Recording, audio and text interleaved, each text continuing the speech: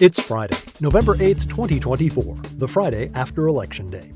Welcome to episode 128 of the Alameda Postcast, an audio service of the Alameda Post. I'm your host, Scott Peeler. In this edition of the Postcast, Election Day is behind us, the latest on DePave Park, changes to the ferry schedules, the Alameda Homeless Warming Shelter prepares to open, Halloween by the numbers, Mind the School Bus, Friday Night Lights on the gridiron and on the stage, Alameda could use a nap, activities for the kids, and a new exhibit that will leave you feeling cozy. These stories and more on this episode of the Alameda Postcast. Our top story: Election Day is finally behind us. While most of the national results are in, it's a different story locally. With the prevalence of mail-in voting, the counting process takes time. While the county registrar did release unofficial final results early Wednesday morning, it's important to note that those results were based on a little over 230,000 ballots, or about 25% of registered voters. With turnout expected to be near 80%, that left something in the vicinity of 500,000 ballots yet to be counted. Some races and measures have already been called, some are too close to call, and others are somewhere in between.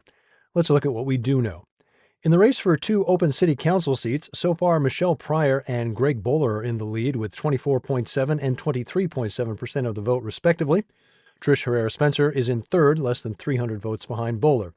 Tushan Amara Sirio-Ordena and Steve Slauson are in fourth and fifth. In the school board race, looks like Joyce Boyd on the outside looking in, while Heather Little, Jennifer Williams, and Malia Hall are all within 150 votes of each other. Boyd trails by 3,500 votes, almost 12 percentage points behind the third-place Hall. In races for Bart, Ebmud, and East Bay Parks, your leaders are Victor Flores, Jim Odie, and Laura Espana. Adam Schiff will assume the Senate seat of late Dianne Feinstein for both the remainder of her term this year and a full 6-year term beginning in January. Latifah Simon holds a comfortable edge over Jennifer Tran to replace Barbara Lee in the U.S. House. Berkeley Mayor Jesse Aragon has a substantial lead for State Senate District 7, while the Associated Press has already called State Assembly District 18 for incumbent Mia Bonta. If trends continue, it looks like the effort to recall Pamela Price as Alameda County District Attorney will succeed. Thus far, around 65% of voters have said yes. 6 of the 10 measures on the ballot have been called by AP. Measures 2, 3, 4, 35, and 36 were all approved by voters. The widest margin went to Measure 36, which increases sentencing for certain drug and theft offenses. Voters said no on 33, rejecting a third attempt to expand the rent control powers of municipalities. Measures 5, 6, and 32 have yet to be called but are trending no, while Measure 34 is trending yes. As results are updated, you'll find the latest at alamedapost.com/election. Regardless of how you feel about the election, you'll want to check in with Two Birds from Alameda. Our resident cartoonist Brees has provided some alternate I voted stickers. You're sure to find one that matches your mood. As always, at alamedapost.com/op-ed. Since back in episode 49 last April, we've been reporting on the progress of DePave Park, the proposed ecological park on the west side of Seaplane Lagoon. What is currently concrete will become 22 new acres of wetlands with amenities such as pedestrian trails, observation points, a learning lab, interpretive educational signage and programs, a restroom, parking lot, all accessible to people of all physical abilities. There are even a couple of fascinating in-water projects planned, the creation of an eelgrass bed and an oyster reef. Both of these features would benefit the marine environment. Oysters, for example, are incredibly efficient water cleaners. Last month, the city applied for a $2.4 million grant from the San Francisco Bay Restoration Authority. The purpose of the grant? To advance the level of detail in the DePave Park design drawings to support regional and local permit applications. The authority has already granted $800,000 to the project, which was used to work on the master plan and a preliminary 30% of drawings. The application for the grant notes that the city expects 60% plan completion by early 2026, 90% by later that year, when construction of the park is expected to begin.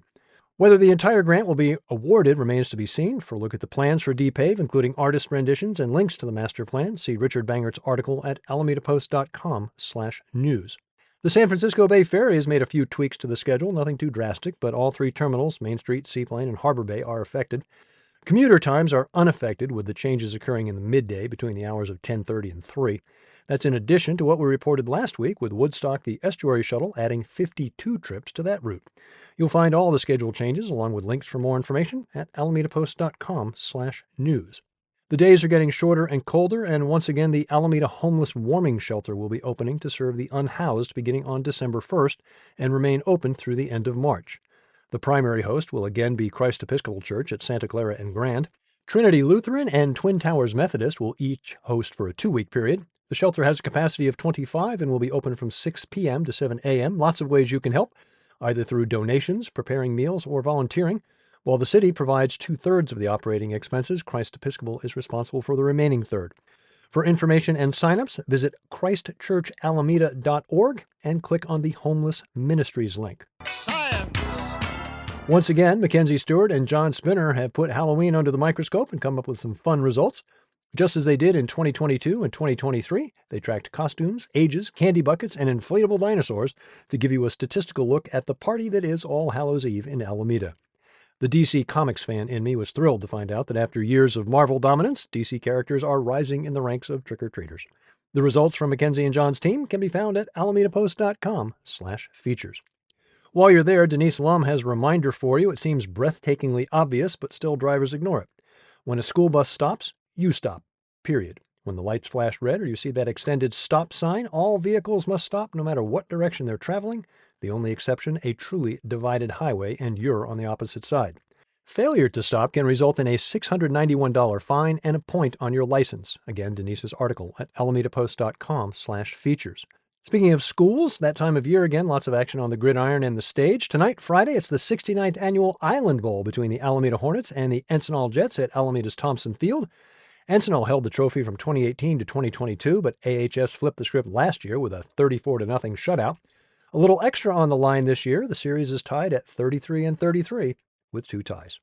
Thespians are also busy this time of year. Tonight, Alameda High opens their production of Antigone 3021, a futuristic reworking of the Sophocles tragedy, with the Greek chorus, now a talk show.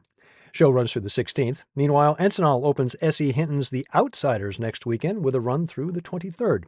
You might remember the classic 1983 Francis Ford Coppola film of the same name. Get up to date with all things Alameda Unified with Susan Davis's article at alamedapost.com/op-ed. Feeling a little tired after the time change? You're not alone. As reported by the Mercury News, the Centers for Disease Control have listed Alameda County as the 3rd most sleep-deprived county in the Bay Area. 35% of us are not getting enough shut-eye. That's worse than San Francisco, but right in line with California's average and 2 points below the national average. Realtor Liz Rush has provided us with a look at local properties sold for the period of October 15th through November 4th. For the most part, Alameda remains Alameda with homes around $1 million and final prices above asking. However, there were some properties that actually sold below asking price, and you're seeing houses stay on the market a little longer than they have in the past. Catch the details at alamedapost.com/features.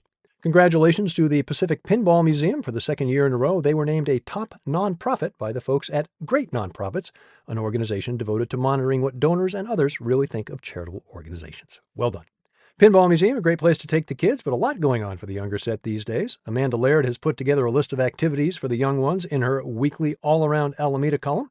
You'll find opportunities for pottery painting, a free sensory-friendly showing of Despicable Me 4 at the main library, celebration of all things dinosaur at the West End branch, and a performance by the amazing Bubble Man at Rhythmix Cultural Works.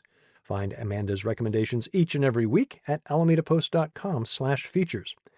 Looking for something a little quieter, you'll want to head to the Frank Betts Center for their recently opened exhibit by the Alameda Quilt Guild. Handcrafted quilts and other sewn items on display through December 21st, available for purchase just in time for the holidays. The Alameda Quilt Guild started in 2016 and is committed to sharing knowledge and creating connections within Alameda. You can meet the quilt makers at one of 2 receptions, Saturday, November 9th and Saturday, December 7th, both times from 3 to 5 p.m. Details at alamedapost.com/features. For more events and ideas, head to 94501.info. Here's a few highlights. The Thanksgiving Play continues at Altarena Playhouse.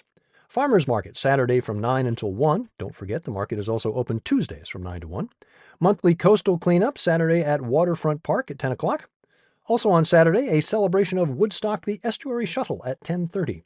Saturday night, Beauty and the Beast Jr. at St. Philip Neri. There's also a matinee on Sunday. Puppet Wars Pro Wrestling at Almanac Saturday night. That's just a sample of what's available at 94501.info. Thank you for your support of local news for Alameda. To give a tax-deductible donation, head to alamedapost.com/memberships. Remember, you can find us on Facebook, Instagram, MSN, YouTube, Mastodon, Threads, Blue Sky, as well as our own subreddit. Don't forget to subscribe to us on Apple News. Find the Postcast wherever you get your podcast, or simply tell your smart device to play the Alameda Postcast podcast. I'm Scott Peeler, back next Friday with episode 129 of the Alameda Postcast.